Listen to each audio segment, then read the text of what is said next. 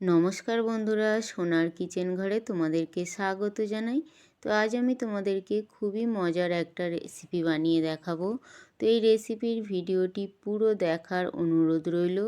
আর এই রেসিপিটি যদি ভালো লাগে কমেন্ট করো, লাইক শেয়ার সাবস্ক্রাইব করে আমার পাশে থেকো। যারা এখনও পর্যন্ত আমার চ্যানেলটিকে সাবস্ক্রাইব করেছো তাদেরকে অসংখ্য অসংখ্য ধন্যবাদ। যারা এখনও আমার চ্যানেলটিকে সাবস্ক্রাইব করোনি, অনুরোধ রইল আমার চ্যানেলটিকে সাবস্ক্রাইব করে আমার পাশে থাকার জন্য। যারা আমার ফেসবুক পেজ থেকে দেখছো তাদের কাছে অনুরোধ রইল ফেসবুক পেজটা একটা লাইক দিয়ে একটু ফলো করে দেওয়ার জন্য। তো রেসিপিটি বানানোর জন্য এখানে দেখো আমি পেঁয়াজ কলি নিয়েছি আর একটা আমি আলু নিয়েছি। তো আজ আমি আলু আর পেঁয়াজ কলির মজাদার একটা রেসিপি বানাবো। তো তারপরে দেখো এখানে আমি একটা কাটিং বোর্ড নিয়ে নিয়েছি। এবার আমি পেঁয়াজ কলিটা কেটে নেব। তো তার জন্য দেখো প্রথমে পেঁয়াজ কলির পিছন দিকটা আমি একটু কেটে বাদ দিয়ে দিলাম। দেওয়ার পরে পেঁয়াজ কলিগুলো আমি এইভাবে লম্বা লম্বা করে একটু কেটে নিচ্ছি। তো পুরো পেঁয়াজ কলিটা আমি এইভাবে লম্বা লম্বা করে কেটে নেব। এইভাবে কাটলে কিন্তু এই রেসিপিটা দেখতেও সুন্দর লাগে আর খেতেও কিন্তু খুবই ভালো লাগে। তো এখানে দেখো পেঁয়াজ কলিটা আমার কাটা হয়ে গেছে। এবারে যে আমি আলুটা নিয়েছিলাম, আলুটা খুব ভালো করে আমি ছিলকাটা ছাড়িয়ে নিয়েছি। নেওয়ার পরে আলুটা আমি এইভাবে 4 টুকরো করে পাতলা পাতলা করে কেটে নিলাম। এইভাবে পাতলা করে কেটে নেওয়ার পরে আমি আলুটা আবারও আমি এইভাবে লম্বা লম্বা করে কেটে নেব। লম্বা লম্বা করে এরকম সরু সরু করে এইভাবে কেটে নেব আলুটা।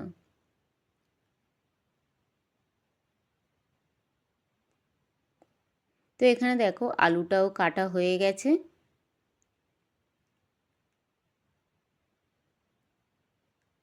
তো এখানে দেখো আলু আর পেঁয়াজ কলিটা আমি পুরো কেটে নিয়েছি আর আমি এইভাবে আলু আর পেঁয়াজ কলিটা কেটে নিয়েছি। তবে তোমরা কিন্তু তোমাদের নিজেদের পছন্দ অনুযায়ী কেটে নিতে পারো। তারপরে দেখো আমি গ্যাসের মধ্যে একটা কড়াই বসিয়ে দিয়েছি। ওই কড়াইয়ের মধ্যে আমি একটু সাদা তেল দিয়ে দিলাম। তেলটা আমি খুব ভালো করে গরম করে নেব। তো তেলটা দেখো এখানে খুব ভালোভাবে গরম হয়ে গেছে। তেলটা গরম হয়ে যাওয়ার পরে ওই তেলের মধ্যে আমি একটু কালো জিরে দিয়ে দিলাম। কালো জিরেটা দেওয়ার পরে আমি কালো জিরেটা একটু ভেজে নেব। ততক্ষণ ভাজবো যতক্ষণ না এই কালো জিরে থেকে সুন্দর একটা ভাজা গন্ধ আসে। তো কালো জিরেটা দেখো ভাজা হয়ে গেছে। এবার ওই কালো জিরের মধ্যে আমি একটু পেঁয়াজ কুচো দিয়ে দিলাম। পেঁয়াজটা আগে দিয়ে আমি একটু লম্বা লম্বা করে কেটে রেখে দিয়েছিলাম। ওই কাটা পেঁয়াজটা আমি দিয়ে দিলাম। দিয়ে পেঁয়াজটা আমি একটু নাড়াচাড়া করে ভেজে নেব। তবে খুব বেশি লাল লাল করে ভাজবো না, হালকা করে আমি একটু পেঁয়াজটা ভেজে নেব যাতে পেঁয়াজের গন্ধটা চলে যায়। তো এখানে দেখো পেঁয়াজটা হালকা করে ভাজা হয়ে গেছে। এবার এই পেঁয়াজের মধ্যে আমি যে আলুটাও কেটে রেখেছিলাম লম্বা লম্বা করে, ওই কাটা আলুটা আমি দিয়ে দিলাম। দিয়ে আমি কিছুক্ষণ পেঁয়াজের সঙ্গে একটু নাড়াচাড়া করে নেব। নিয়ে আলুটা আমি একটু হালকা ভেজে নেব। তো এখানে দেখো কিছুক্ষণ আমি নাড়াচাড়া করে নিলাম আলুটা পেঁয়াজের সঙ্গে। এবার এই আলুর মধ্যে আমি পরিমাণ মতো নুন দিয়ে দিলাম। একটু আমি হলুদ গুঁড়ো দিয়ে দিলাম। 3টে আমি কাঁচা লঙ্কা দিয়ে দিলাম। দিয়ে এবার নাড়াচাড়া করে নেব। নিয়ে আমি হালকা করে আলুটা একটু ভেজে নেব যাতে আলুটা সিদ্ধ সিদ্ধও হয়ে যায় আর আলুটা ভাজাও হয়ে যায়। তবে আমি এখানে কাঁচা লঙ্কা দিয়ে করছি, তোমরা চাইলে কিন্তু গুঁড়ো লঙ্কাটাও দিয়ে দিতে পারো।